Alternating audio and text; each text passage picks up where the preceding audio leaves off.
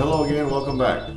Today I'm reviewing a very popular and hot cigar on the market. This is the Herrera Esteli. This is the Toro version, 6x52. This is the newest cigar from Drew Estates. A little more about it in a minute. No surprise, but look at that triple cap. Beautiful. This is a cigar rolled in the Cuban-esque style. The foot, if you'll notice, the filler is rolled in the entubado style. Now, what that means is, and I'll get this shot of the foot. What that actually means is you take individual leaves, filler leaves, and they're rolled into scroll-like tubes and place them next to each other in the bunch. Individual little tubes. Could you see them? That allows for the maximum airflow. So it's the most difficult rolling method, but Drew Estate did it with the help of Willie Herrera. Willie Herrera was the very famous roller at the El Titan de Bronze company in Miami. Drew Estate has him now as one of their chief rollers, blenders. He had access to all of Drew Estate's tobaccos and came up with this. Now, if you look at this cigar, and I've had one previously. This is the Toro size. They come in other sizes, but it's hard to maybe pick up on this camera. But it is very exquisitely rolled, and it is just perfectly formed. You can easily make out the triple cap, even probably in these lights, in this camera. But it's just a really beautiful cigar. A lot of people are talking about it. It's one of the hot cigars on the market. So we're going to try it today, and I'm going to give you my honest assessment of it. So here we go. The Herrera Esteli Toro, 6x52. All right, before we start, I want to tell you what's in this cigar. The wrapper is Ecuadorian Habano, the binder is Honduran, and the filler is Nicaraguan from Jalapa and Esteli. Now, today for fun, rather than use the Zycar, I'm going to use this punch.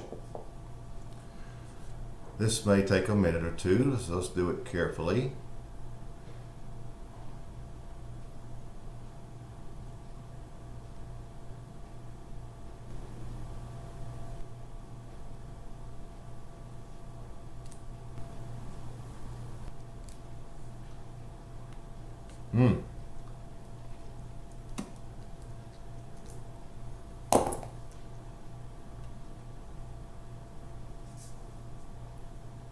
There we go. There's our punch. Good draw.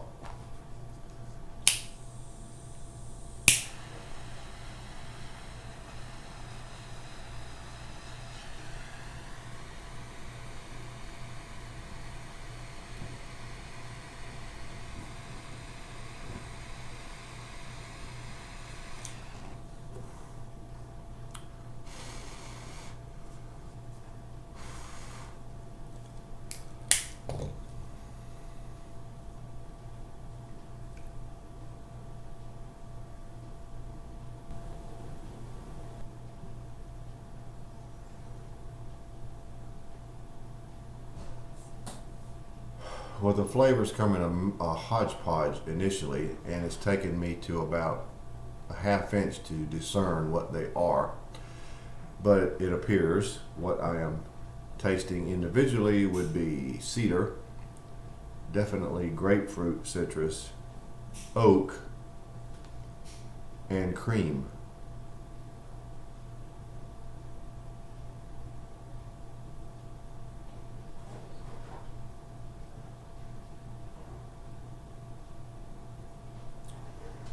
pepper initially at about a 6. There is a little earthiness to it also at the base of the of it all.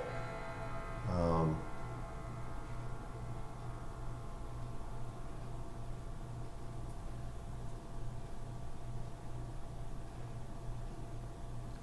noticing the ash even at this early stage. Look at the consistency of it. It's so smooth. I don't know if that's part of the intubado rolling or not. It's just interesting. But those are your initial flavors. There is a nice, very nice cream finish. Don't really detect a lot of lingering pepper at this point. That could change.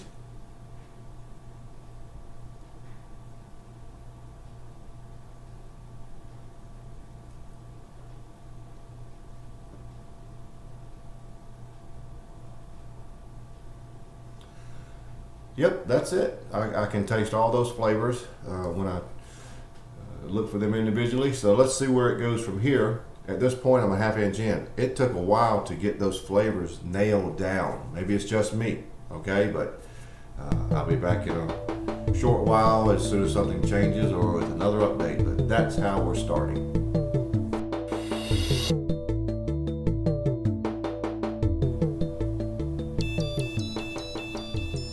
All right, we're about an inch in now, and I've had time to reevaluate my flavor assessment, and I'm completely satisfied. But let me give you a little bit more information. There is a little bitterness to the grapefruit citrus. There is a little sweetness to the cedar.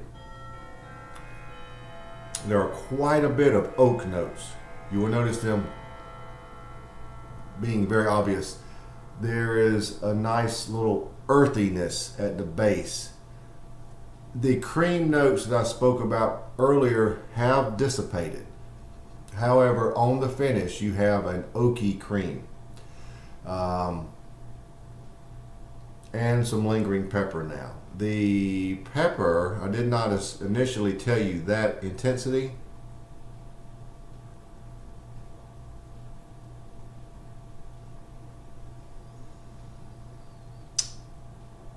It's around a 7. So it's above average. But that's where it is now. And the cigar is burning just extreme. It's a nice sharp burn. Nice sharp burn. And there's your ash. We talked about it before. It's very smooth. The cigar is medium bodied. I think we're caught up. I wanted to come back at least to give you a follow-up of those initial flavors because it took so long for me to get them with this cigar. But that's what it is. So let's see where we go from here. But I'm only coming back for major changes, so hang in there.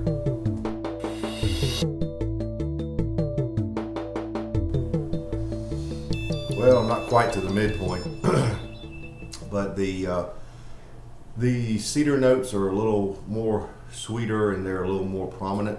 The grapefruit citrus is down some. The cedar is probably in a 2-to-1 ratio to the grapefruit citrus.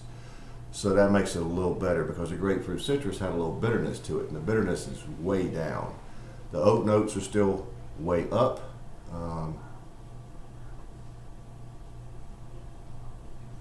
Little earthiness is still there at the bottom. Finish is about the same. Nice cream, oaky cream, I'll call it, and lingering pepper. So that's about the only change. I told you I was coming back only when there was a change. The only change is there's an increase in the cedar and the sweetness and a decrease in the grapefruit. That's it right now. Still medium bodied. I am doubtful that will change the way it's going. So let's see where we go from here.